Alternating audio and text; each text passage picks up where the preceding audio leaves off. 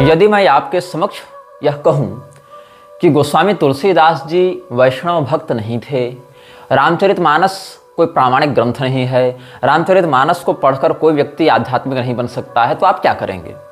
अगर हम आपको ये कहें कि स्वामी करपात्री जी या स्वामी अखंडानंद जी जैसे लोग धूर्त थे, रामकृष्ण परमहंस जैसे लोग अनपढ़ रास्कल थे, तो आप क्या कहेंगे?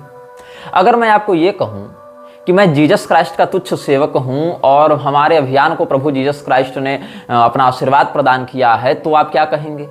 और अगर साथ में मैं ये भी जोड़ूं कि मीराबाई भगवान कृष्ण की सच्ची भक्त नहीं थी, तब आप क्या कहेंगे?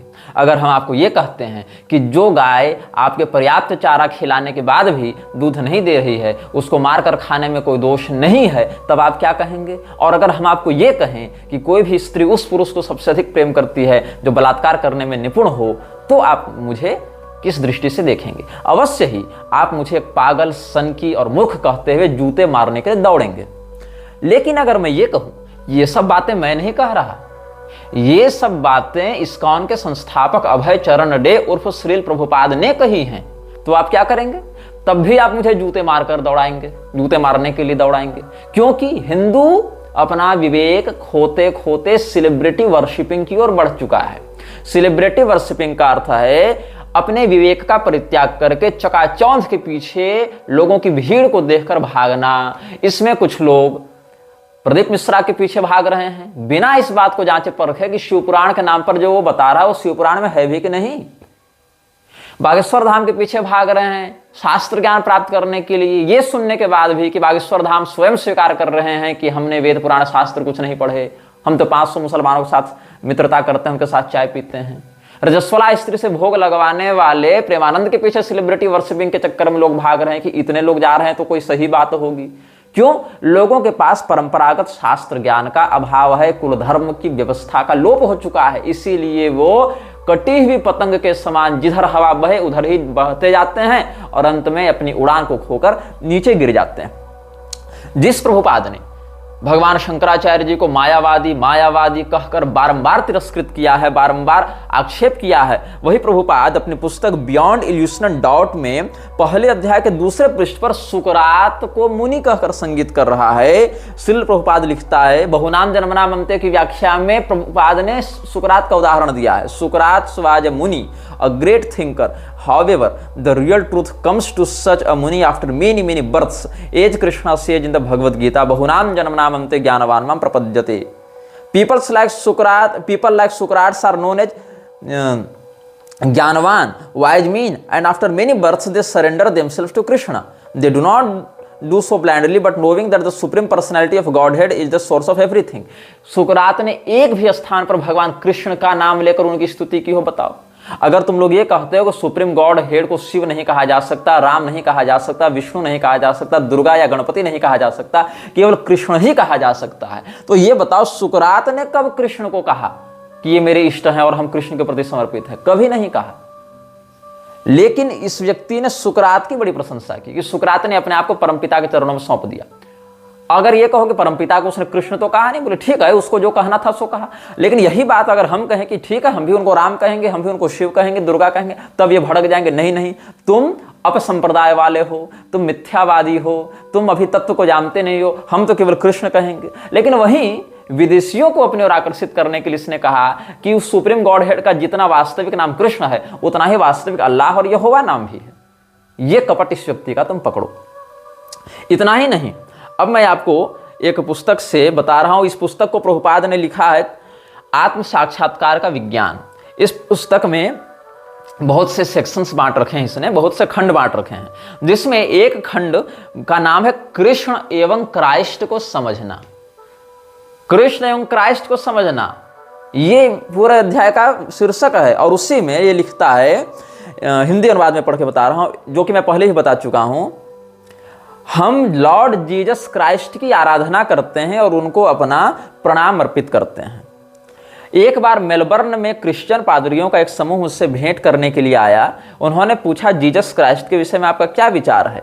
मैंने उनसे कहा वे हमारे गुरु हैं, वे भगवत भावना का प्रचार कर रहे हैं, इसीलिए वे हमारे गुरु हैं। उन लोगों ने इस उत्तर की अत्यधिक सराहना की। वास्तव में जो कोई भी भगवान के यश का प्रचार कर रहा है उसे अवश्य ही गुरु के रूप में स्वीकार किया जाना चाहिए। जीसस क्राइस्ट ऐसे ही एक महापुरुष थे, हम उनको एक साधारण मनुष्य न समझें। शास्त्र कहते हैं कि जो भी गुरु महाराज को एक साधारण मनुष्य मानता है उसकी नारकी बुद्धि है। यदि जीसस क्राइस्ट एक साधारण मनुष्य होते तो वे भगवत भावना का वितरण नहीं कर सकते थे। ये इसने लिखा है। मतलब इसने शास्त्र के गुरु पूजन संज्ञक वचन को किस पर चढ़ा दिया? जीसस क्राइस्ट पर चढ़ा दिया, उसको पहले गुरु सिद्ध किया। और आपको पिछले अनुभागों में हम बता चुके हैं कि इसने तो पैगंबर मोहम्मद को भी एक प्रामाणिक आचार्य के रूप में स्वीकार किया, कुरान को शास्त्र के रूप में स्वीकार किया। वो भी कैसा? अपरिवर्तनीय शास्त्र, जिसमें किसी प्रकार का एमेंडेशन नहीं हो सकता है। और सत्यावेशावतार के रूप में मोहम्मद का नाम लिया और कहा कि उसने मानव सेवा में बहुत बड़ा योगदान दिया है। ये वही प्रभुपाद है जो स्वयं को हिंदू कहने में लज्जा का अनुभव करता है, जो खुलेआम कहता है कि we are not Hindus and we are not making the people Hindu, Hindu is a bogus term. ये इसने खुलेआम कहा है। जिनेवा अधिवेशन इत्यादि में इसने ये सब उद्घोषणा की थी। इस्कॉन से जुड़े हुए एक यूट्यूब चैनल ने हमारे विरुद्ध बहुत से दुष्प्रचार करने प्रारंभ किए हैं, जिसमें उसका कहना है कि निग्रह संप्रदाय कोई प्रामाणिक संप्रदाय नहीं है। सोर्स क्या है? तो ट्रस्ट मी ब्रो। कैसे? तो उसने कहा कि हमने चैट जीपीटी से पूछा और चैट जीपीटी नहीं बता पाया, जबकि ChatGPT is an AI which knows everything. इसके अनुसार चैट जीपीटी सब जानता है। तो चैट जीपीटी से अपने बाप का नाम क्यों नहीं पूछ लेता कि मेरा नाम यह है, मेरे बाप का नाम बताओ? अगर चैट जीपीटी सब जानेगा तो बता देगा, और अगर नहीं बता पाएगा तो इसको अपने आप को अवैध संतान समझ लेना चाहिए, है ना? तो ये जो व्यक्ति है इसने क्या किया मेरे दुष्प्रचार में? पहले इसने रामभद्राचार्य की खूब बड़ाई की। पहले इसने एक लेख लिखा, कम्युनिटी पोस्ट लिखी, जिसमें रामभद्राचार्य की खूब बड़ाई की, उसको बीकन ऑफ वैष्णवाज कहा, ये कहा वो कहा। और उसके बाद राघवाचार्य जी का वीडियो डालकर, रेफरेंस डालकर कहा जहां राघवाचार्य प्रभुपाद की खूब प्रशंसा कर रहे हैं।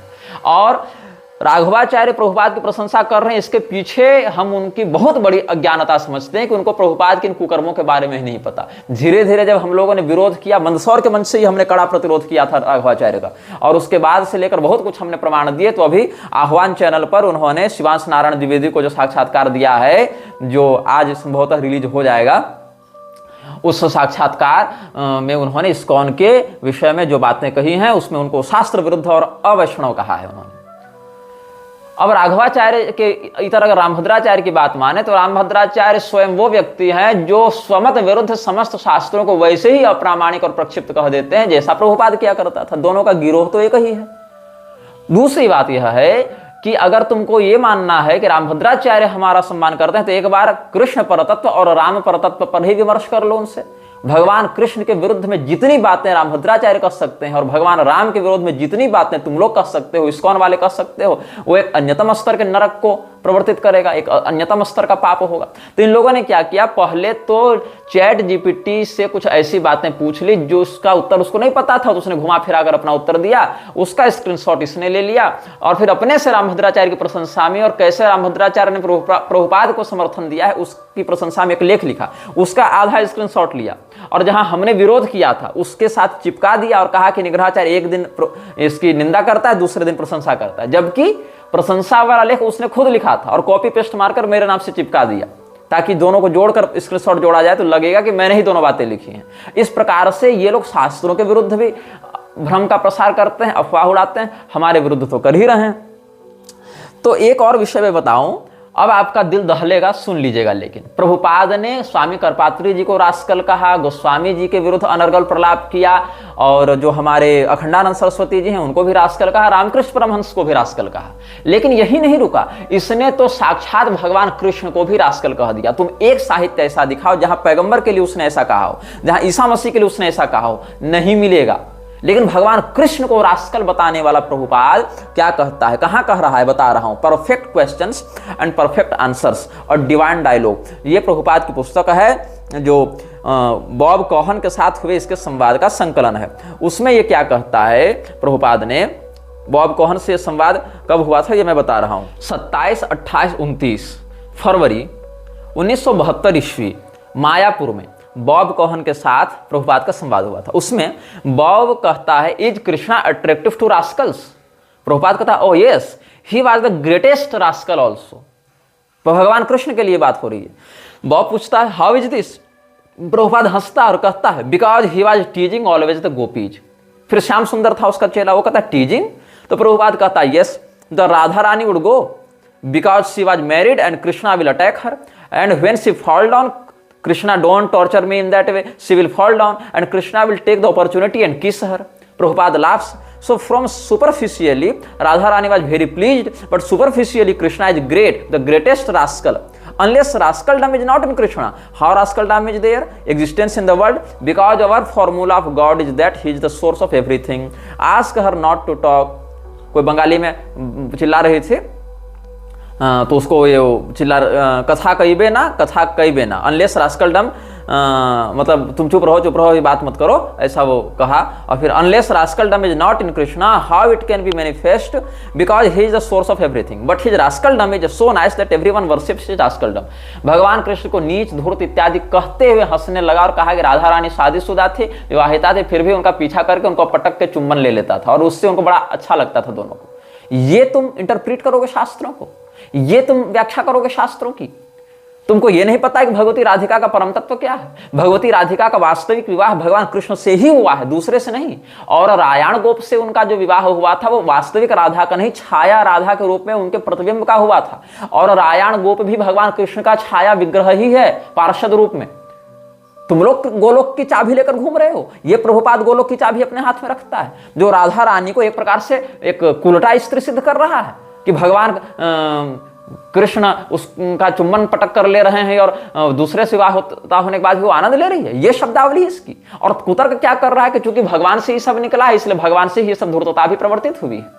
ये मंदबुद्धि है प्रभुपाद की। और इस प्रभुपाद को विश्वगुरु की उपाधि दी गई है किन लोगों के द्वारा? जो ममता कुलकर्णी को महामंडलेश्वर बना रहे हैं, जो लक्ष्मी नारायण त्रिपाठी, जो समलैंगिक आर्यन पाशा इत्यादि के साथ अवैध संबंध रखने वाली है, उसको जिन्होंने शंकराचार्य और महामंडलेश्वर पता नहीं क्या क्या बनाया है, वैसे लोग इसको प्रामाणिकता दे रहे हैं, प्रभुपाद को विश्वगुरु बना रहे हैं। और मजे की बात क्या है, प्रभुपाद ने जीवन भर शंकराचार्य और उनके पूरे संप्रदाय को मायावादी कहकर गाली दी और आज वही मायावादी लोग इसकी चापलूसी करते हुए इसको विश्वगुरु बना रहे हैं और इस्कॉन इसको ग्लोरीफाई कर रहा है, इसको प्रमोट कर रहा है। ये इन लोगों का नंगा सच है। राघवाचार्य और रामभद्राचार्य का नाम ले रहा था। राघवाचार्य तो मुरारी के सामने भी दंडवत करते रहते हैं। राघवाचार्य सैद्धांतिक रूप से शास्त्राधीत व्यक्ति होने के बाद भी, शास्त्राध्येता होने के बाद भी एक दो प्रकरण छोड़ दें गायत्री परिवार और स्वामीनारायण इत्यादि के विषय को, तो कितनी बार मुखर होकर इन सबों का विरोध किए। वो विवादों में पड़ना ही नहीं चाहते। अभी भगवत कृपा से पता नहीं कैसे इस्कॉन के विरुद्ध उन्होंने वक्तव्य दिया है, नहीं तो सामान्यतया उनके वक्तव्य ऐसे विषयों में मौन होना ही स्वीकार करते हैं कि हमको बीच में नहीं फंसना है, हमको बीच में नहीं बोलना है। इक्का दुक्का विषयों को छोड़ दें, वो भी बहुत ज्यादा प्रेशर होने पर तो कुछ बोलना ही पड़ेगा। तो मैंने यही अनुभव किया अपनी ओर से कि जिन विषयों पर मुखर होकर जितना बोलना है वो नहीं बोलते हैं। और रामभद्राचार्य की बात रही तो वो व्यक्ति तो जैसी बही बयार वैसा दिया बयान, और उसके लिए उससे बड़ा, उससे उत्तम, उससे ज्ञानी तो कोई है नहीं। इसका एक अलग लेवल दम्भ चल रहा है। वो तो स्वयं को वाल्मीकि और वशिष्ठ और महर्षि पाणिनि इत्यादि सबसे ऊपर बताता फिरता है। तो इस प्रकार के व्यक्तियों से भी प्रभुपाद की साम्यता है। रामभद्राचार्य के दंभ और प्रभुपाद के दंभ में बिल्कुल साम्यता है, इसीलिए दोनों एक दूसरे का समर्थन कर रहे हैं। भगवती मीराबाई के विषय में क्या हुआ, क्वेश्चन पूछा गया था ना, जहां पर भगवती कहा कि भाई ईगोन में, ओरेगॉन में एक प्रोग्राम था ब्रज भाव के विषय में, तो ब्रज भाव से जुड़ने के लिए भगवती जो मीराबाई हैं उनके भजनों को हम सुन सकते हैं कि नहीं। When I went to the program there were various Hindi bhajans that I had never heard before and also some bhajans of Mirabai. तो मीराबाई के भजनों के विषय में क्या कहना है? तो आंसर क्या मिला इस्कॉन की ओर से? What many western devotees call Braj भाव is available in any village kitchen in Uttar Pradesh, India. जिसको पश्चिम के लोग ब्रज भाव कहते हैं वो उत्तर प्रदेश के किसी भी गांव में मिल जाएगा और रसोई तक में मिल जाएगा। लेकिन ये सब पूर्ण भक्ति के भजन नहीं है। गोपियां अपने घर के सारे काम को करते हुए भगवान का भजन करती हैं। यादो हनि वहननि मथनोपलेप प्रेंख्यम खणार भरदुतो क्षणमार्जनादो गायम तिचैन मनुरक्त ध्यश्रुकंठ्यो धन्या ब्रजस्त्रिय उरुक्रम चित्तयाना। ये हमारे सुखदेव जी महाराज व्यक्त करते हैं अपना भाव। मथुरा में भगवान प्रवेश कर रहे हैं, फिर गोपियों का स्मरण किया है उन्होंने कि गोपियों का कितना सुंदर सौभाग्य है। और ये क्या कहते हैं इस्कॉन वाले कि नहीं नहीं ये तो कोई ब्रज भाव नहीं हुआ, अरे ऐसा तो हर जगह मिल जाएगा। मीराबाई के भजनों तक में भगवान की भक्ति का दर्शन इनको नहीं हो पा रहा है। क्योंकि उसको इस्कॉन की वैलिडिटी नहीं मिली है ना, इसीलिए। जिसको इस्कॉन सर्टिफिकेट देगा बस वही भक्त होगा, चाहे फिर वो मोहम्मद भी क्यों ना हो। लेकिन अगर इस्कॉन सर्टिफिकेट नहीं दे रहा है तो गोस्वामी तुलसीदास जी भी भक्त नहीं हुए और मीराबाई भी भक्त नहीं हुई, प्योर भक्त नहीं हुई, प्योर वैष्णव नहीं हुई। जिन्होंने अपना पूरा जीवन भगवान को सौंप दिया, निस्वार्थ सौंप दिया, जिन्होंने संसार से कुछ इच्छा ही नहीं रखी, वो प्योर वैष्णव नहीं हो पाए, वो भक्त नहीं हो पाए। प्रभुपाद जो खुद को ईसा मसीह का तुच्छ सेवक बताता है, वो व्यक्ति हो गया भगवान का परम भक्त, और इतना बड़ा भक्त कि उसकी जीवनी गीता और भागवत से महान हो गई इस्कॉन वालों के लिए। उसके हाथ में गोलोक की चाबी हो गई। ये देख रहे हो नाटक इन लोगों का। और क्या लिखता है, those are not the standard songs of pure devotion, particularly the songs of Mirabai. जो ब्रज के गांव में गाए जाते हैं और वृंदावन में गीत गाए जाते हैं, वो प्योर भक्ति नहीं है। ये सुन लो वृंदावन वालों। क्यों मैं बता रहा हूं, क्योंकि वृंदावन से किसी इस्कॉनिये ने मुझे 4-5 सप्ताह पहले एक मैसेज किया था। क्या लिखा था उसने कि राधे राधे आचार्य जी, अगर आप अगली बार वृंदावन आएंगे तो क्या मैं आपसे मिल सकता हूं? मैं आपका बड़ा प्रशंसक हूं और मैं निजी तौर पर एक ब्रह्मचारी साधक हूं और यह वृंदावन गोवर्धन में परमानेंट रहता हूं। तो मैंने कहा ठीक है, जाएंगे तो मिल लेंगे। कल उसने मैसेज किया है, हरे कृष्ण प्रभु जी, यूट्यूब पे आपकी वीडियो देख ली इस्कॉन के खिलाफ। उस वीडियो में आपने हमारे पूजनीय श्रील प्रभुपाद और श्रील भक्ति सिद्धांत सरस्वती ठाकुर को गलत बताया। मैं आपकी इज्जत करता था, लेकिन अब समझ में आया कि आप एक मूर्ख कर्मकांडी के अलावा कुछ नहीं है। कुछ वर्षों की कठिन तपस्या का घमंड आप पे इस कदर चढ़ा है, इस तरह चढ़ा है कि आप न जाने कितने संतों का अपमान कर चुके हैं, बस समाज मान सम्मान पाने के लालच में। तुम कुछ नहीं हो जो अपने आप को प्रचंड तपस्वी और ज्ञानी समझते हो ना। इतना तपस्या हमारे भारतवर्ष में करोड़ों संतों ने करके छोड़ दी, लेकिन उन्होंने कभी घमंड नहीं किया। तुम जैसे अकल के अंधे को यह नहीं पता कि अध्यात्म में घमंड पतन की सबसे बड़ी वजह होती है। धिक्कार है तुम्हारे जैसे लोगों पर कि जो वेदों को पढ़ने के बाद भी इतना मूर्ख कैसे रह सकता है। मूर्ख इंसान, तुम्हें जीते जी नरक के भोग भोगने पड़ेंगे इस संसार में, यही तुम्हारे कर्मों का फल होगा, ऐसी मेरी इच्छा है। हमने उसको उत्तर दिया कि तुम्हारे पूजनीय प्रभुपाद ने स्वामी करपात्री जी को रास्कल कहा, यहां तक कि भगवान कृष्ण को भी रास्कल कहा, स्वयं को जीसस का तुच्छ सेवक बताया, कुरान को ईश्वरीय वाणी बताया, स्वयं को हिंदू मानने से ही मना किया और अपने अनुयायियों को प्राउड क्रिश्चियन बताया।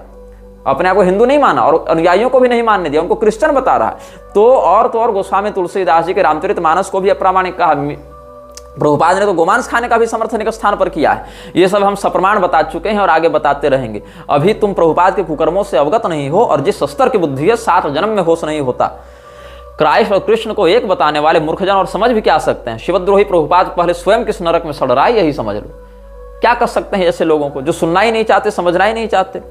और फिर क्या कह रहे हैं ये लोग, प्रभुपाद के बयान को हम तोड़ मरोड़ कर प्रस्तुत कर रहे हैं, जबकि प्रभुपाद क्या किया था, स्वयं प्रभुपाद दूसरे की पुस्तक को पढ़ने से मना किया था कि मेरा चेला केवल मेरे लिखे पुस्तक को पढ़ेगा, दूसरे पुस्तक को नहीं पढ़ेगा। यहां तक कि प्रभुपाद के गुरु ने जिस गौड़ीय मठ की स्थापना की थी, वहां से छपी पुस्तकों को भी पढ़ने से प्रभुपाद ने मना कर दिया था। क्यों? अगर मेरा चेला दूसरी जगह की पुस्तकों को पढ़ेगा तब तो बातों को जानेगा कि हम कहां गलत हैं, तब तो मेरे विरुद्ध खड़ा हो पाएगा। अगर हम बाहर जाने ही नहीं देंगे, उसको कुएं का मेढक बनाकर रखेंगे और उसकी दृष्टि में अपनी स्थापना ऐसे कर देंगे कि इस भगवान के बाद सीधे हम ही हैं, तो मेरा चेला मुझे छोड़कर भागेगा नहीं।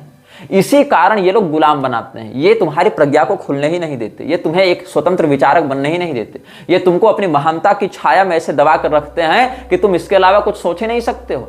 यही हाल सबका है। प्रेमानंद के चेलों को देख लो, कहीं बाहर के कुछ साहित्य, सत साहित्य, सनातन धर्म के ग्रंथ पढ़ पाएंगे क्या? नहीं पढ़ पाएंगे। भगवती राधिका की ही स्तुति में, भगवती राधा रानी और भगवान कृष्ण के ही चरित्र के विषय में अगर अन्य ने कुछ धर्मशास्त्रीय बातें कही तो उसको भी पढ़ेंगे क्या? नहीं पढ़ेंगे, क्योंकि हमको जानना ही नहीं उधर। तो जब जानना ही नहीं है तो फिर अन्य विषयों पर तुम प्रवचन कैसे करते हो? अन्य देवी देवताओं को विषय में तुम उनको तुच्छ कैसे बताते हो? यही इनकी मूर्खता है कि ये लोग न अपने दिमाग को कभी खोल पाते हैं, न ये लोग कुछ विचार कर पाते हैं। प्रभुपाद ने तो अपने चेलों को अपने ही गुरु के गौड़ीय मठ के प्रकाशन को भी पढ़ने से मना किया था कि तुम नहीं पढ़ोगे, उनसे नहीं मिलोगे, ये तक कह दिया प्रभुपाद ने। और इस्कॉन वाले क्या कहते हैं? गोलोक की एक चाबी प्रभुपाद के पास, दूसरी उसके गुरु के पास है। ये अंदर का कपट चल रहा है ताकि लोग उसका षड्यंत्र न जान सकें। अब जब पढ़ेंगे ही नहीं तो सूचना मिलेगी कहां से? ज्ञान का स्रोत क्या बचा? तो एकमात्र प्रभुपाद। वो आम कहे तो आम और वो इमली कहे तो इमली। तो मीराबाई के विषय पर हम बात कर रहे थे। क्या कहते हैं ये लोग कि मीराबाई के भजन, स्पेशली जो मीराबाई के भजन हैं, गीत हैं, वो प्योर भक्ति वाले नहीं हैं।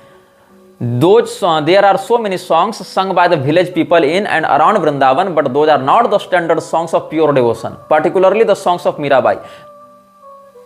The pure Acharya never recommends his disciples to sing such song. Pure आचार्य कभी अपने शिष्यों को ये गीत गाने की अनुमति नहीं देते हैं। मतलब भगवान का भजन भी उस हिसाब से करना है जैसे प्रभुपाद ने बताया। वही एकमात्र प्योर आचार्य था ना। तो अगर प्रभुपाद ने जो मार्ग नहीं बताया उसके इतर तुम अगर मीराबाई के भजन भी गा रहे हो तो तुम गलत हो। ये इनकी कृष्ण भक्ति का कॉपीराइट बनाकर इन्होंने रखा है। ये कृष्ण भक्ति नहीं करा रहे, ये कृष्ण भगवान का नाम ही अपना ट्रेडमार्क बनाकर चल रहे हैं। मतलब कृष्ण भगवान की भक्ति अगर प्रभुपाद ने बताई तो वही करोगे, और वहां प्रभुपाद कहता है कि अगर तुम कृष्ण की भक्ति करोगे तो तुमको जीसस की भी भक्ति करनी पड़ेगी। मीराबाई को कभी कृष्ण भक्ति करने के लिए जीसस से प्रेम नहीं करना पड़ा, लेकिन तुम मीराबाई के भजन नहीं गा सकते हो, ये प्रभुपाद ने कहा था। यहां स्पष्ट कहा गया है the pure acharya. Pure acharya मतलब कौन? इनके लिए तो Prabhupada never recommends his disciples to sing such songs. और गौड़ीय संप्रदाय ने मीराबाई को छद्म वैष्णव मानकर रिजेक्ट कर दिया है, ऐसा इन लोगों ने कहा। गौड़ीय संप्रदाय कब से मान्यता देने लगा जी तुम लोगों को? और अगर कोई दे रहा है तो सिद्धांत पर वो शास्त्रार्थ करके दिखाए कि कैसे तुम मान्यता दे रहे हो। तो Mirabai has been rejected by the Gaudiya sampradaya as pseudo Vaishnavi. There are some people who say that Mirabai was half disciple of Sri Jiva Goswami, but this is concoction. Some say that simply by placing her hands over the eyes of the Rana of Mewar that he obtained Krishna darshan. Also, some devotees are saying that Mirabai merged into the body of Krishna and Dwaraka and never came out again. But these are simply stories which have no ontological backing. These stories are rejected by the Shuddha Bhakti school. मतलब मीराबाई भगवान कृष्ण से अभिन्न प्रेम करती थी और उनमें विलीन हो गई, इस बात को ही ये लोग सिरे से खारिज करते हैं। इस बात को ये लोग प्रामाणिक नहीं मानते। भक्ति विनोद ठाकुर और भक्ति सिद्धांत ठाकुर, इन दोनों ने मीराबाई को शुद्ध वैष्णव नहीं माना है। उनके अनुयायी भी ऐसा ही मानते हैं। इस प्रकार का ये लोग प्रलाप कर रहे हैं। क्या कहते हैं? और अपने शिष्यों को भी कभी मीराबाई का भजन गाने के लिए नहीं कहा। मतलब ये जान लो, इन लोगों ने मीराबाई के भजनों की तुलना कैसे की है? जैसे आपका मुंह खोलकर आपके मुंह में केरोसिन का तेल डाला जाए तो कैसा कड़वा लगेगा। मीराबाई के भजन वैसे कड़वे हैं। ऐसी दुष्ट बुद्धि है इस्कॉन वालों की। ये सुन लो, Mirabai is not accepted as a shuddha Vaishnavi by the followers of Bhakti Vinod Thakur and Shri Siddhanta Saraswati Thakur. Therefore the followers of Bhakti Vinod and Saraswati Thakur never teach their disciples to sing the bhajans of Mirabai. To teach one's disciple to sing the bhajans of Mirabai is equal to putting a kerosene rag in the mouth of that disciple.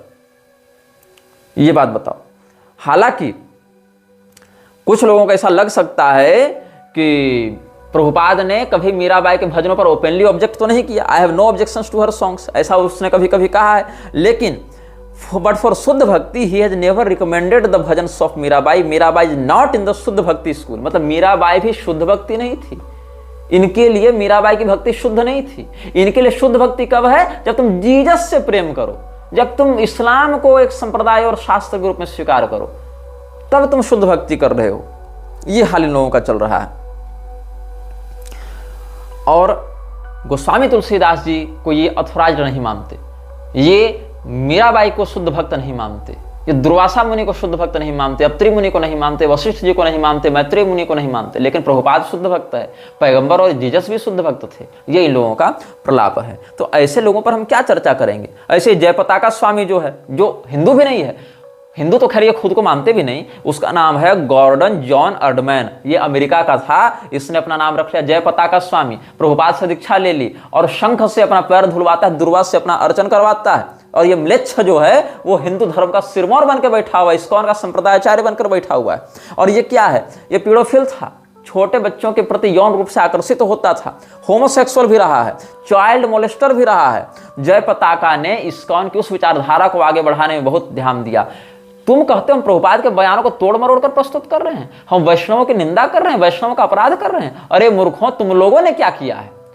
सनातन धर्म के समस्त संप्रदाय के अनुयायियों का माथा तलवार से काट देंगे, वैसे ही जैसे कुरान का आश्रय लेकर मुसलमानों ने किया। ये तुम्हारे प्रभुपाद ने वृंदावन में बैठकर बयान दिया था।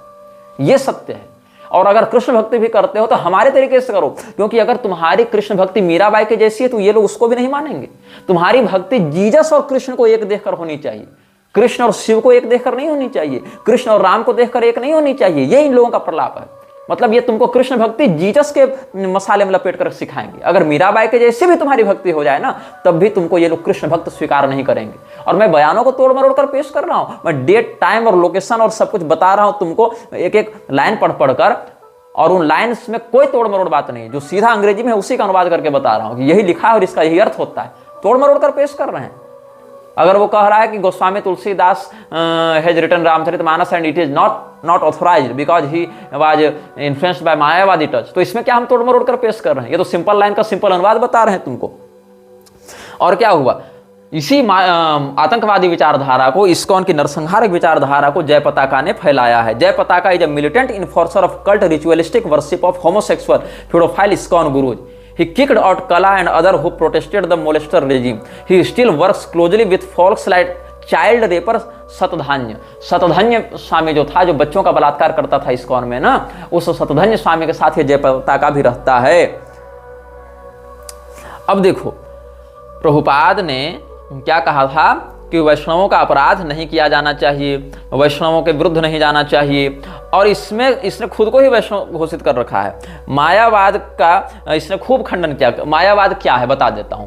बात ऐसी है, शंकराचार्य जी ने कहा कि जो ब्रह्म है वही जीव है, चेतन अलग अलग नहीं होते हैं, चेतन अखंड एक रस ही है, किंतु मायोपाधिक से उस चेतन की ईश्वर संज्ञा हो जाती है, अविद्योपाधिक से उसी चेतन की जीव संज्ञा हो जाती है। इतनी बात है। इसी को ये लोग मायावादी है ऐसा कह के गाली देते रहते हैं, जबकि वास्तव में वहां ब्रह्मवाद है, मायावाद नहीं है। मायावाद तो एक प्रचलित टर्म हो गया, एक ऐसे ही चलंत भाषा हो गई, लेकिन वस्तुतः वो तो ब्रह्मवाद है, क्योंकि वहां ब्रह्म संसिद्धि की जा रही है, माया संसिद्धि थोड़े की जा रही है। इसीलिए ब्रह्म तत्व का निरूपण कैसे किया जाएगा, ब्रह्म स्वरूप क्या होना चाहिए, इस पर वहां चर्चा है। तो ब्रह्म स्वरूप जो है मायोपाधिक होकर वही चेतन ईश्वर संज्ञक हो जाता है, और अविद्योपाधिक होकर वही चेतन जीव संज्ञक हो जाता है। इतनी ही बात है।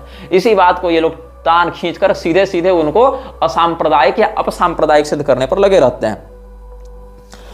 और क्या कह रहे हैं, the Mayavadi Vedantist follow the impersonal commentary of Shankaracharya, Sharirak bhashya, but there are other commentaries on the Vedanta Sutra written by Vedantacharya such as Ramanujacharya, Madhvacharya, Vishnu Swami and Baladeva Vidyabhushan. Unfortunately the Mayavadi Vedantist do not care to read these Vaishnava Vedanta bhashyas, they simply read Shankara bhashya and call themselves वेदांतीज। मतलब शंकराचार्य जी के अनुयायी बाकी के सिद्धांत को नहीं पढ़ते, इसका आरोप ऐसा है। तो तुम तो दूसरे संप्रदाय का छोड़ो, अगर शंकराचार्य जी के अनुयायी दूसरे संप्रदाय के लोगों की पुस्तक नहीं पढ़ते तो चलो समझ में आ रहा है कि दूसरे के संप्रदाय का।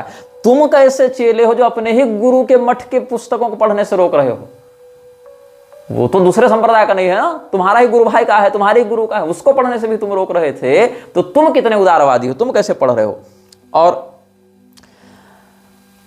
इसने बहुत कुछ ऐसे लिखा है।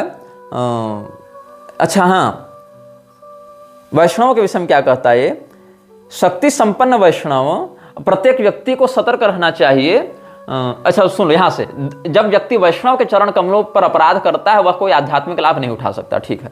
अतएव प्रत्येक व्यक्ति को सतर्क रहना चाहिए कि वह शक्ति संपन्न वैष्णव या शुद्ध वैष्णव के प्रति ईर्ष्यालु न हो। इसी तरह शक्ति संपन्न वैष्णव पर किसी प्रकार की अनुशासनात्मक कार्रवाई का सोचना भी अपराध है। इसके बाद इसने क्या किया, स्वयं को शक्ति संपन्न वैष्णव घोषित कर दिया कि हम ही हैं शक्ति संपन्न वैष्णव, इसलिए तुम मेरे ऊपर कोई कानूनी कार्रवाई भी नहीं कर सकते हो, कोई अनुशासनात्मक दंडात्मक कार्रवाई नहीं कर सकते हो, नहीं तो तुमको पाप लगेगा। उसको उपदेश देना या उसकी त्रुटियों में सुधार करने का प्रयास करना अपराधपूर्ण है। क्या कहता, अगर हम कोई गलती भी कर रहे हैं तुम सुधार नहीं कर सकते, मुझे उपदेश नहीं दे सकते, क्योंकि हम शक्ति संपन्न वैष्णव हैं। ये इसने बाद में घोषित कर दिया, और इसके चेलों ने खूब प्रचारित किया कि अगर प्योर डेवोटी कोई है तो वो हमारा प्रभुपाद है, और इसको कोई व्यक्ति गलत नहीं ठहरा सकता, कोई इसकी त्रुटि नहीं निकाल सकता, कोई इसको उपदेश नहीं दे सकता। लेकिन गोस्वामी तुलसीदास जी की त्रुटि तुम कैसे निकाल रहे हो, मीराबाई की त्रुटि तुम कैसे निकाल रहे हो? तो इसने क्या कहा, वो लोग थोड़े प्योर वैष्णव थे, प्योर वैष्णव तो हम हैं, शक्ति संपन्न वैष्णव हम हैं, वो थोड़े शक्ति संपन्न वैष्णव थे। अच्छा, तो फिर जीसस क्राइस्ट की गलती क्यों नहीं, पैगंबर की गलती क्यों नहीं? तो क्या कहता, वो तो सत्यावेशा अवतार थे, वो तो विशुद्ध वैष्णव थे, जीसस क्राइस्ट तो विष्णु के अवतार हैं, ऐसा भी इसने कह दिया।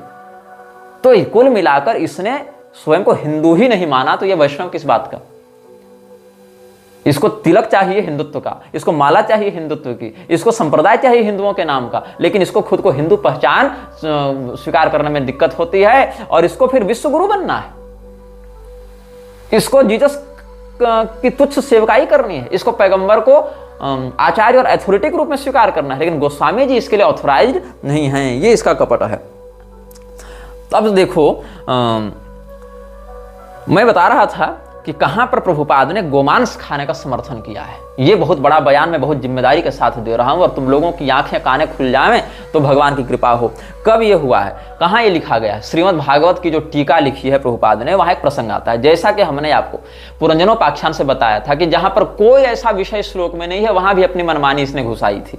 जैसे पुरंजनी अपने पति से रूठी है, पुरंजन उसको मना रहा है, उसको मनाने के लिए बहुत सी उससे प्रेमपूर्ण बातें कहता है, या उससे विवाह करने के समय जो प्रेम प्रस्ताव रखा था वहाँ बहुत सी उससे मधुर बातें करता है। कौन? राजा पुरंजन। तो पुरंजनी उसके प्रति भी वैसा ही सुंदर सौहार्दपूर्ण व्यवहार करती है। इतना सा विषय है, इतना सा टॉपिक है, लेकिन इतने से विषय और टॉपिक को इसने कैसे विकृत किया? इसने कहा कि कोई भी स्त्री उस पुरुष से अधिक प्रेम करती है जो हमलावर हो, जो आक्रामक हो, और उसका आक्रामक कई बार बलात्कार के रूप में उसकी आक्रामकता परिणत हो जाए। तो कोई भी स्त्री ऐसे पुरुष से बड़े जल्दी आकर्षित होती है, प्रेम करती है, उसका बड़ा सम्मान होता है, विख्याति होती है उसकी, वो बड़ा विख्यात होता है स्त्रियों में। जो चाहे पति हो चाहे गैर पुरुष हो, पर पुरुष हो, अगर आक्रमण पूर्वक रेप कर रहा है तो वो महिलाओं में विशेष प्रसिद्ध होता है ये, और उसको महिलाएं पसंद करती हैं। ये प्रभुपाद ने लिखा है। अब प्रभुपाद ने राजा पृथु के प्रकरण में भी एक ऐसी ही गड़बड़ की है। क्या लिखता है ये व्यक्ति, इसकी बुद्धि पर तुम जाना, इसकी बुद्धि किस स्तर पर है ये तुम जानना। एक श्लोक है वहां पर जहां पर महाराज पृथु अपनी प्रजा को भूख प्यास से पीड़ित देखकर पृथ्वी पर अनुशासनात्मक व्यवहार करते हैं कि तुम क्यों अन्न उगाना बंद कर दी हो, हमारी प्रजाजन भूखे मर रही है, घास नहीं है, अन्न नहीं है, गायें भूखे मर रही हैं, प्रजाजन मर रहे हैं, तुम भरण पोषण के योग्य तत्व को दो। तो पृथ्वी ने मना कर दिया, गाय का रूप धारण करके भागने लगी। तब राजा पृथु ने उसको धमकाया और कहा, अमूषाम छुत्परीतानाम मार्तानाम परिदेवितम शमयिष्यामि मद्बाणिर्भिन्नायास्तव मेधसा। चौथे स्कंध के 17वें अध्याय के 25वें श्लोक में कहते हैं ऐसा भागवत महापुराण में कि अगर तुम अपनी इच्छा से भरण पोषण के योग्य सामग्रियां नहीं दोगी हम तुमको मार देंगे, और तुम्हारे मेद से हम इस प्रजा का संरक्षण भरण पोषण करेंगे। अब इस बात में गौ हत्या का समर्थन नहीं किया गया है, लेकिन प्रभुपाद ने क्या इसका अर्थ लिखा है, देख लो क्या कहती है। हम सरकार को यह मार्गदर्शन दे सकते हैं कि कैसे वो गौमांस खाने का प्रबंध कर सकती है। ये क्या लिखता है एग्जैक्टली वर्ड टू वर्ड मैं तुमको सुना रहा हूं पढ़कर, तुम कभी भी क्रॉस वेरीफाई कर सकते हो कि हम गलत बोल रहे हैं कि सही बोल रहे हैं। कहां पर मिलेगा ये बोल? भागवत महापुराण की जो टीका प्रभुपाद ने लिखी है, उसी टीका में जो चौथे स्कंध के 17वें अध्याय का 25वां श्लोक है, अमूषाम छुत्परीतानाम मार्तानाम परिदेवितम शमयिष्यामि मद्बाणिर्भिन्नायास्तव मेधसा। इस श्लोक की व्याख्या पढ़ लेना, मैं पढ़ के सुना रहा हूं, तुम क्रॉस वेरीफाई कर सकते हो। Here we find some indication of how the government can arrange for the eating of cow flesh. It is here indicated that in a rare circumstance where there is no supply of grains, the government may sanction the eating of meat. However, when there is sufficient food, the government should not allow the eating of cow's flesh just to satisfy the fastidious tongue. मतलब अगर अनाज उपलब्ध है तब गौमांस नहीं खाओ, लेकिन अगर अनाज उपलब्ध नहीं है तो सरकार गौमांस खाने को भी सैंक्शन कर सकती, लागू कर सकती है। ये प्रभुपाद कह रहा है। In other words, in rare circumstances when people are suffering for want of grains, meat eating or flesh eating can be allowed, but not otherwise. The maintenance of slaughterhouses for the satisfaction of the tongue and killing of animals unnecessarily should never be sanctioned by the government. मतलब अगर जरूरत नहीं है तो कसाई खाने इत्यादि मत खोलो, जरूरत नहीं है तो सरकार ये सब बंद कराए, लेकिन जरूरत है तो गाय भी काट कर खा सकते हो, ये कह रहा है। तो एक और देखने पर लगेगा कि नहीं, गाय तो खाने की बात वहां कही गई है जहां विकल्प ना बचे, तो ये तो आपद धर्म हो गया, तब क्या दिक्कत है? दिक्कत ये है, आगे वाली पंक्ति में देखो क्या कहता है ये। As described in a previous verse, cows and other elements should be given sufficient grass to eat. If despite a sufficient supply of grass, a cow does not supply milk, and if there is an acute shortage of food, the dried up cow may be utilized to feed the hungry masses of people. According to the law of necessity, first of all human society must try to produce food, grains and vegetables, but if they fail in this, they can indulge in flesh eating. क्या कहता है? अगर तुम किसी गाय को भरपूर चारा दे रहे हो फिर भी वो दूध नहीं दे रही है और तुम्हारे पास अनाज नहीं है, तो तुम उस गाय को मारकर खा सकते हो, ऐसा प्रभुपाद कह रहा है। हमने पिछले अनुभागों में एक एक गाय का, बैल का, बछड़े का नाम ले लेकर बताया था कि कैसे इस्कॉन वालों ने उसकी हत्या की थी, हत्यारे का भी नाम बताया था। क्यों नहीं होगी जब प्रभुपाद ही ऐसी बात कह रहा है तो? और ये परम भक्त है, मीराबाई वैष्णव भक्त नहीं हो पाई, गोस्वामी जी नहीं हो पाए, लेकिन प्रभुपाद हो गया परम भक्त। ये वर्णाधम, ये प्रभुपाद माथा पर चढ़ के विश्वगुरु बना हुआ है, ये इस सोच का व्यक्ति है। आगे क्या कह रहा है? लेकिन अभी चूंकि कोई दिक्कत नहीं अनाज की, इसीलिए ये सब गाय इत्यादि खाने की जरूरत नहीं है। सुनो, राजा पृषद्र ने भी एक यज्ञ किया था, गोमेध यज्ञ, और उस गोमेध यज्ञ के फलस्वरूप गाय काटने के कारण उनको 98 प्रकार के रोगों का जनक माना गया, महामारियां फैलने लगी थी। ये अग्निया कहा गया है गौ को, अवध्या कहा गया, भक्षणीया नहीं है गौ, रक्षणीया है गौ, गावो प्रतिष्ठा भूतानाम। और यहां पर भगवती पृथ्वी को धमकाया है भगवान ने, ये नहीं कहा कि हम गाय काट काट कर खिलाएंगे। पृथ्वी देवी का जो आधिदैविक स्वरूप है वो गौ के सदृश होता है, ये सही है, गावो प्रतिष्ठा भूतानाम भी आर्ष वाक्य है, किंतु महाराज पृथ्वी अपनी प्रजा के रक्षा के लिए ऐसा कह रहे हैं, क्योंकि पृथ्वी में जो धृति शक्ति है उसी धृति शक्ति के माध्यम से प्रजाजन का पोषण होता है, और पृथ्वी अपना कर्तव्य नहीं कर रही है, तो पृथ्वी के कर्तव्य लोप के कारण प्रजा की गाय भी तो मर रही है भूख से, जब घास नहीं है तो गाय को मारकर लोगों का पेट नहीं भर रहे हैं महाराज पृथ्वी को दंडित कर रहे हैं उसकी धारणा शक्ति में कर्तव्य लोप के कारण, क्योंकि उसके कर्तव्य लोप के कारण प्रजा में जो मनुष्य हैं वो भी मर रहे हैं और गौवंश भी मर रहे हैं। ये भाव है वहां पर। अच्छा, उसमें भी जहां मांसाहार का आपद धर्म में विकल्प बताया गया वहां गाय खाने नहीं कहा गया है। पंचा पंच नखा भक्षा इत्यादि में भी गाय का नाम नहीं है, और उसमें भी दोनों के मध्य अगर आपत्ति आ जावे तो किसका परित्याग करना चाहिए, इस पर कणाद मुनि का मत सुनो, वैशेषिक दर्शन का मत बता रहा हूं। उसमें 3 नियम लगते हैं। क्या क्या लगते हैं सुनो। तथा विरुद्धानम त्याग में हीने परे त्याग सम आत्मत्याग पर त्यागो वा विशिष्ट आत्मत्याग। ये 6ठे अध्याय के पहले आहनिक में देखना वैशेषिक दर्शन में क्या कहते हैं। यदि 2 तत्वों में विरोध हो जावे, ए और बी, ए मनुष्य है और बी गाय है, अनाज की कमी है, तो ऐसा नहीं कि मनुष्य गाय को मारकर खा जाएगा। गाय की प्रतिष्ठा मनुष्य से अधिक बताई गई है। आचार्य कितने भी बड़े हो जावें, आचार्य के मल से लीपकर भगवान की प्रतिष्ठा नहीं की जाती है, चाहे परमहंस ही क्यों न रहे हो आचार्य, लेकिन गाय के गोबर से लीपकर भगवान की प्रतिष्ठा की जाती है। यह शास्त्र का विधान है। गौ के ऊपर मनुष्य आश्रित हैं, मनुष्य के ऊपर गौ आश्रित नहीं है, ब्रह्मांडीय आधिदैविक दृष्टि से देखें तो। इसीलिए हीने परे त्याग सम आत्मत्याग पर त्यागो वा विशिष्ट आत्मत्याग। अगर कोई व्यक्ति भूखे मर रहा है तो गाय मारकर नहीं खाएगा, गाय उससे विशिष्ट है, इसीलिए विशिष्ट आत्मत्याग।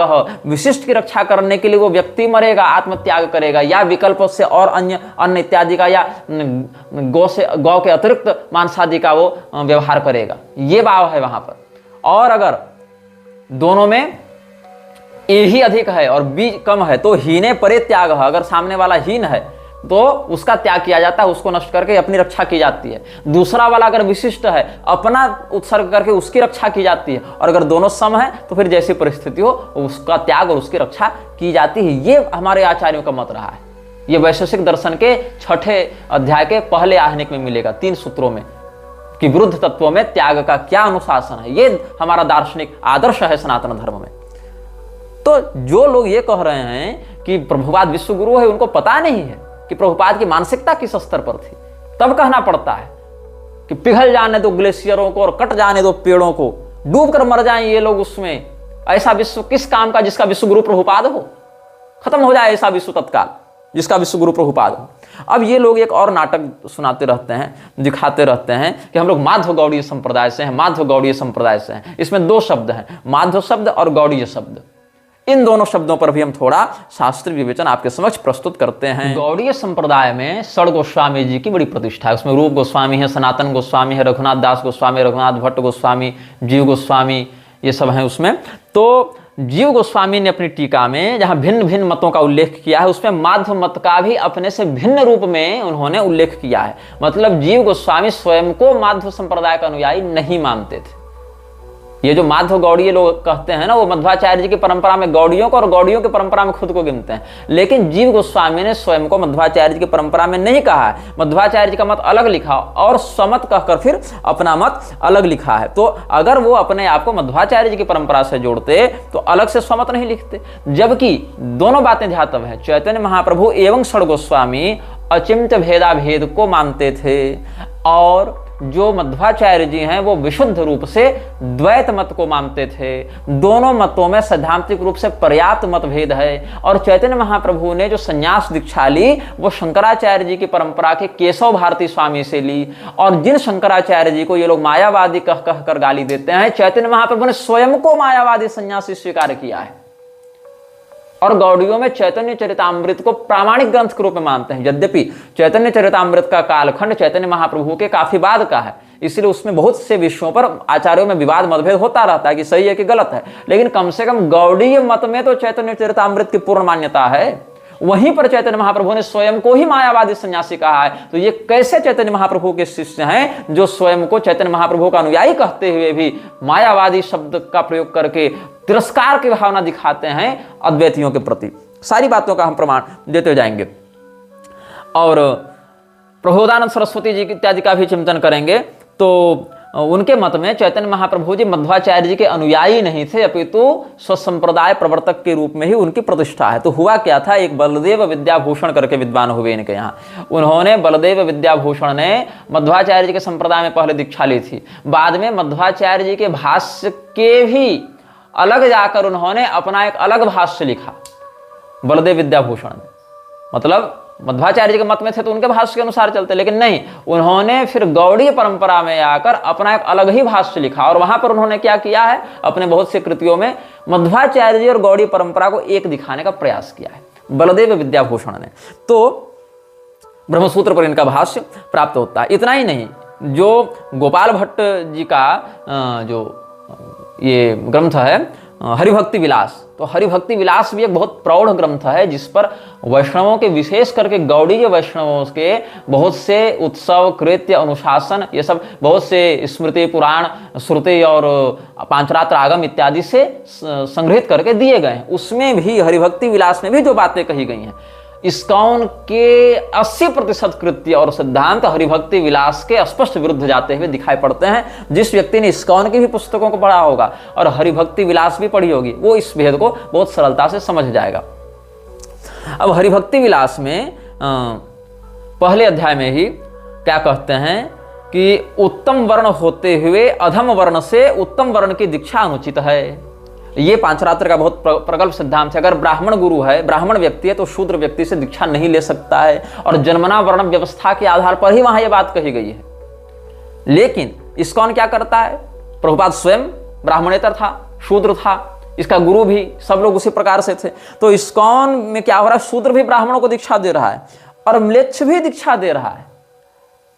शूद्र तो कम से कम हिंदू है छोड़ो, वो म्लेच्छ, अंग्रेज, जर्मन, फ्रेंच लोग भी आकर त्रिदंड संन्यास ले लेकर गुरु बनकर दीक्षा दे रहे हैं ब्राह्मणों को यहाँ पर। जबकि जो हरे कृष्ण महामंत्र है, जिसका वर्णन वासुदेव रहस्य के राधा तंत्र में प्राप्त होता है, वहां पर स्पष्ट विशुद्ध ब्राह्मण के मुख से ही इस मंत्र को ग्रहण करने का भी अनुशासन बताया गया है। लेकिन ये लोग उस सिद्धांत को नहीं मानते। ये लोग हरे कृष्ण महामंत्र की मर्यादा को ही भूलकर अंग्रेजों से ये मंत्र ब्राह्मणों को दिलवा रहे हैं, हिंदुओं को भ्रष्ट करने के लिए दिलवा रहे हैं। हरिभक्ति विलास के पहले अध्याय में ही देखो, स्त्री शूद्र का तांत्रिक मंत्र में अधिकार है, वैदिक में नहीं, किंतु इस्कॉन वाले स्त्रियों को गायत्री मंत्र की भी दीक्षा देते जा रहे हैं ताकि उन लोगों को ब्राह्मण दिखा सके कि हमने गायत्री दे दी, अब ये ब्राह्मण हो गया। फिर देखो हरिभक्ति विलास के 10वें अध्याय में, भगवत भक्त वही है जो स्मार्त विधि का अनुसरण करे। इस प्रकार से वहां पर गोपाल भट्ट स्वामी जी ने शास्त्रीय प्रमाण प्रस्तुत किया है। जबकि ये जो हैं, जो प्रभुपाद का गुरु था और उसका बाप जो था केदार दत्त और ये विमला प्रसाद दत्त, इन लोगों ने स्मार्तों को अपसंप्रदाय कह के, भ्रष्ट कहकर तिरस्कृत किया है।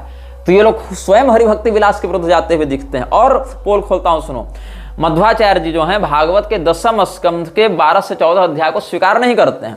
क्यों स्वीकार नहीं करते हैं, इसका क्या प्रतिवाद हुआ? तो जीव गोस्वामी जी ने जो टीका की है यहाँ पर, वहां पर लघुतोषिणी टीका जो है, लघुतोषिणी किसकी है? जीव गोस्वामी जी की। वहां पर क्या कहते हैं, तदीय स्वसंप्रदायानंगीकार प्रामाण्येन तस्या प्रामाण्यम चेत अन्य संप्रदायांगीकार प्रामाण्येन विपरीतम कथम न स्यात्। ये कहते हैं, तात्पर्य है कि मध्वाचार्य जी के इस मत को, ऐसे वल्लभाचार्य जी ने भी ब्रह्म विमोहन लीला इत्यादि को नहीं माना है, क्योंकि उन प्रसंगों से भगवान का जो ऐश्वर्य प्रदर्शित होता है वहां इनके संप्रदाय के दार्शनिक सिद्धांत पुष्ट नहीं होते हैं, अपितु मर्दित होते दिखाई पड़ते हैं। इसलिए स्वसंप्रदायोपदेश के मध्य ये लोग उन प्रसंगों को अनुकरणीय प्रमाण नहीं मानते हैं। ये कहकर कि हम इन प्रमाणों को अगर मानेंगे उस स्थिति में हमारे संप्रदाय का दार्शनिक पक्ष खंडित होता दिखेगा, हमारे संप्रदाय का पोषण नहीं होगा। तो जीव गोस्वामी जी ने तो माना है प्रमाण। तो जिन अध्यायों को मध्वाचार्य जी स्वसंप्रदाय सिद्धांत के आलोक में प्रमाण कोटि में नहीं मान रहे हैं, उन्हीं अध्यायों को जीव गोस्वामी जी प्रमाण मानकर लघुतोषिणी टीका में व्याख्यायित कर रहे हैं। तो कैसे जीव गोस्वामी जी मध्वाचार्य जी के अनुयायी हो सकते हैं? यह भी चिंतनीय विषय हो जाता है कि नहीं?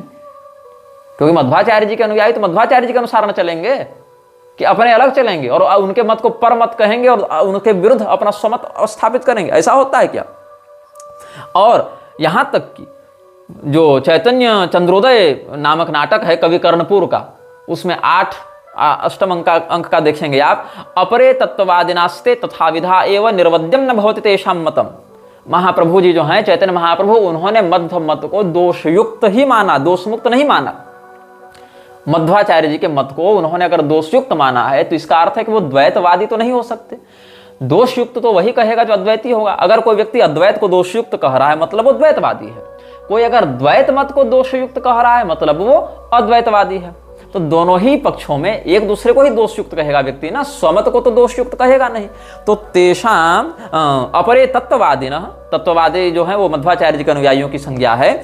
तो अपरे तत्ववादिनास्ते तथा विधाएव, क्योंकि ये लोग उधर मायावादी कहते हैं तो बोले हम तत्व का निरूपण करते हैं इसलिए हम तत्ववादी हैं, ऐसी बात कहते हैं। अपरे तत्ववादिनास्ते तथा विधाएव निर्वद्यम न भवति तेषां मतम, ये उन्होंने कहा। तत्ववाद मध्वाचार्य जी का है।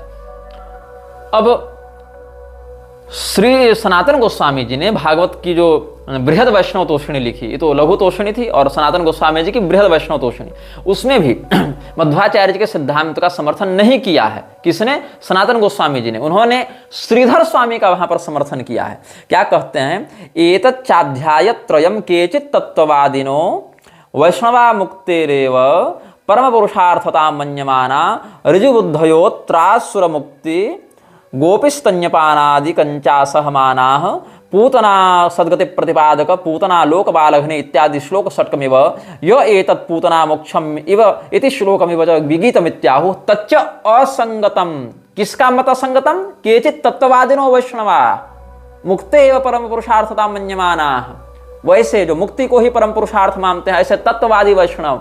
कौन? मध्वाचार्य जी के अनुयायी। उनका मत क्या है? तच्च असंगतम। उन्होंने अन्य जो ये सब यह तत्पूतना मोक्ष इत्यादि संबंधित श्लोकों को जो विगीत कहा, उन्होंने अनुचित कहा, उन्होंने विगीतम इत्याहुः तच्च असंगतम, वो उचित नहीं है। तो उचित क्या है यहाँ पर?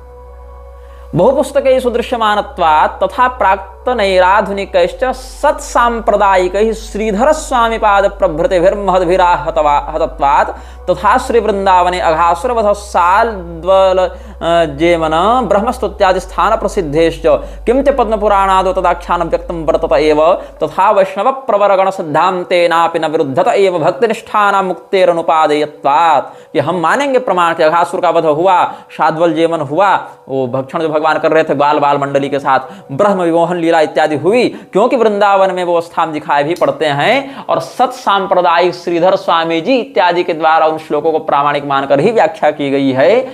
और अन्य पद्म पुराण आदि के भी प्रसंगों से उन बातों की साधुता संगति हो जाती है। ये कौन कह रहे हैं? सनातन गोस्वामी जी कह रहे हैं, जो षड गोस्वामियों में से एक हैं। तो अगर वो मध्वाचार्य जी के अनुयायी होते तो क्या मध्वाचार्य जी के मत को असंगत कहते हुए श्रीधर स्वामी को सत सांप्रदायिक कहते हुए उनके मत के अनुसार व्याख्या करते? क्या ऐसा होता? लेकिन इनको पढ़ना नहीं है, इनको अपने ही आचार्यों की पुस्तकें नहीं पढ़नी है। अरे प्रभुपाद ने अपनी एक पीढ़ी ऊपर की पुस्तक पढ़ने से मना कर दिया, तो ये कहां गोस्वामियों को पढ़ने में लगेंगे?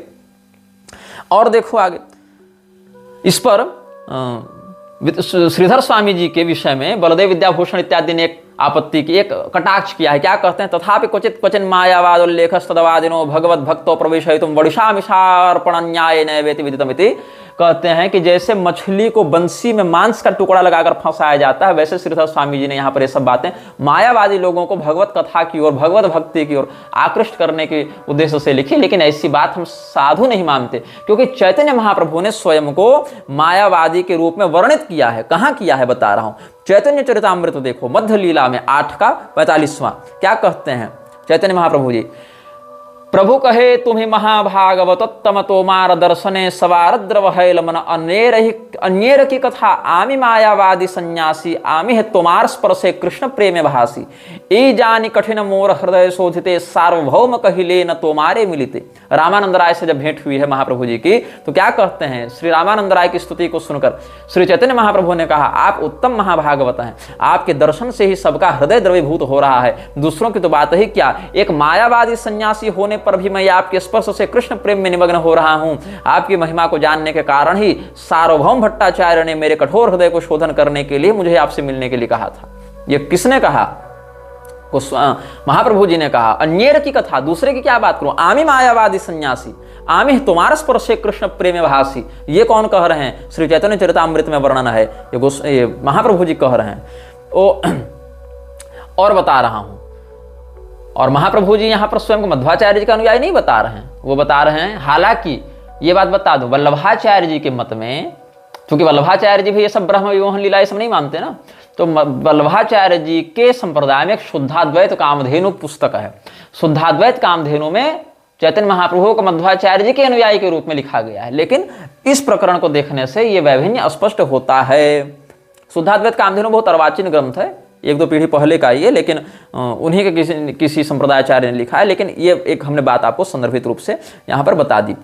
ये सब जो पुंडरीक गोस्वामी ये सब बने घूमते हैं ना वृंदावन में, सारे विदेशगामी और बड़े बड़े सेलिब्रिटी बाबा जो है, पुंडरीक गोस्वामी इत्यादि, ये सब माधव गौड़े स्वराचार्य ये सब अपने आप को लिखते हैं, ये सबों को खूब गाली दी है इस्कॉन वालों ने। ये सब इस्कॉन वालों के भी सगे नहीं, इस्कॉन वाले इनके सगे नहीं है। ये जो था ना केदार दत्त और विमला प्रसाद दत्त, ये सब क्या कहते हैं, जात गोसाई कहते थे इन लोगों को। जात गोसाई मतलब ये लोग क्या कहते थे, जात गोसाई माने जन्म से जो ब्राह्मण कुल का है, और जो लोग दीक्षा देते हैं गौड़ियों में, उनको भी इन लोगों ने, अभयचरण ये सब ने, और गाली दी है जात गोसाई कह कर कि ये लोग जो है सो विशुद्ध वाले नहीं हैं, असली वाले हम लोग हैं, ये सब तो जाति के दंभ में पड़े हुए हैं, ऐसा कहना है इन लोगों को। और जो चैतन्य महाप्रभु के विषय में बता रहे थे, एक और विषय आप देखिए चैतन्य चरितामृत के मध्य लीला से ही देखिए, जहां पर मध्वाचार्य जी के अनुयायियों से इनका शास्त्रार्थ हुआ है। जब मध्वाचार्य जी के अनुयायियों से चैतन्य महाप्रभु जी का शास्त्रार्थ हुआ है, तब क्या वैष्णव समझकर उन्होंने स्वागत किया था चैतन्य महाप्रभु का। तो चैतन्य महाप्रभु जान गए कि वैष्णव का रूप मेरा है, ये भी वैष्णव है, तो इसीलिए वैष्णवता का दंभ करने के कारण ये लोग हमारा सम्मान कर रहे हैं। तो क्या कहते हैं, वैष्णवता सवार अंतरे गर्भजानी ईसत हास्या किछु कहे गौरमणि, ता सवार अंतरे गर्भजानी गौरचंद्र, ता सवा संगे गोष्ठी करिला आरंभ, तत्ववादी आचार्य सब शास्त्रेर प्रवीण, तारे प्रश्न कैल प्रभु हया ये न दीन।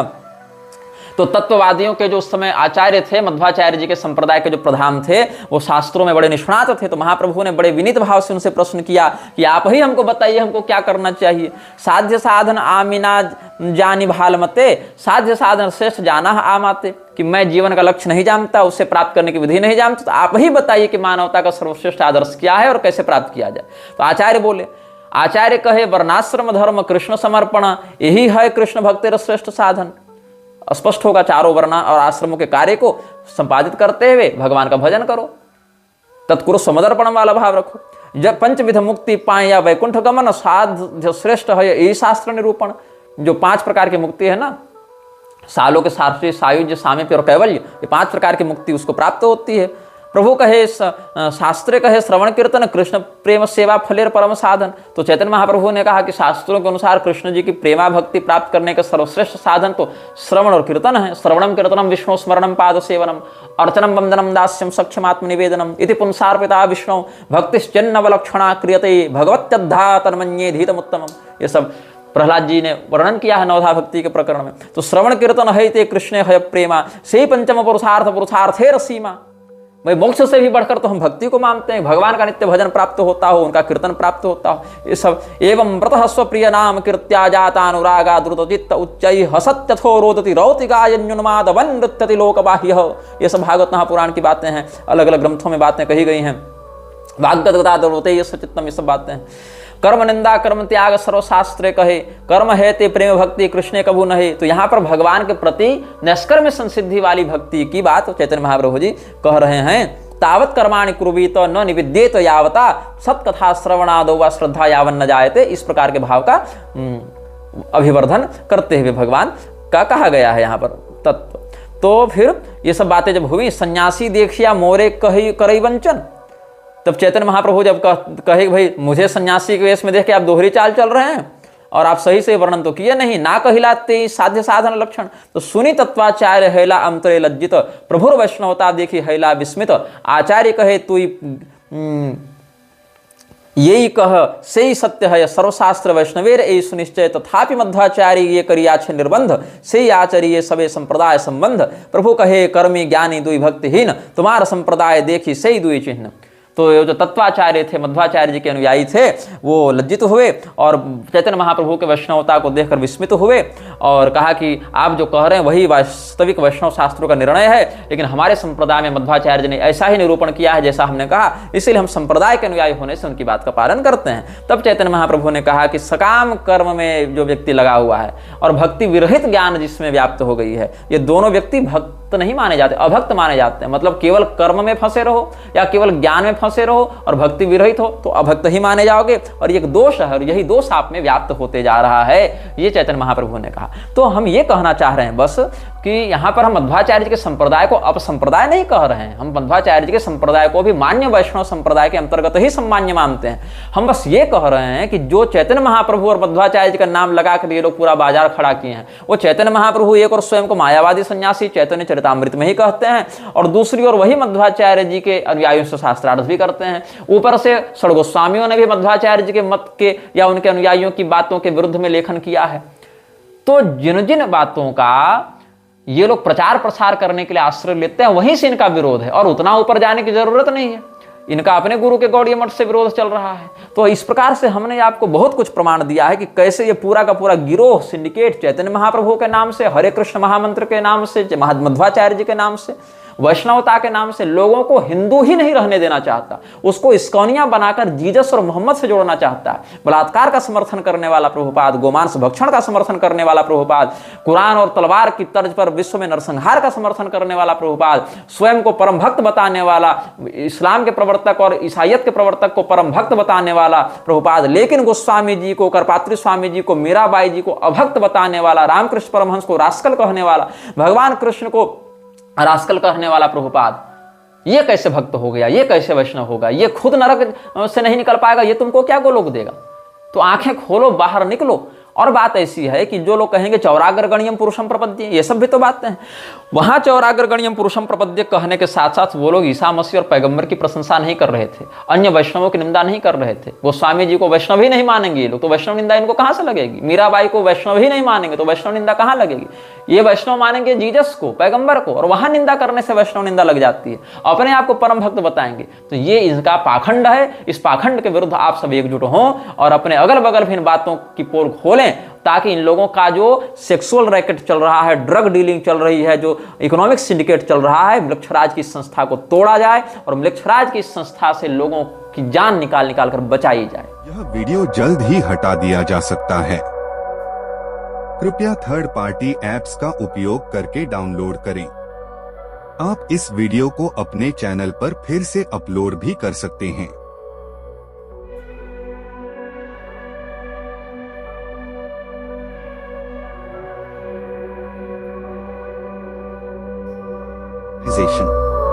This video may get deleted soon. Please download using third-party apps. You may also re-upload this video on your channels. Thank you.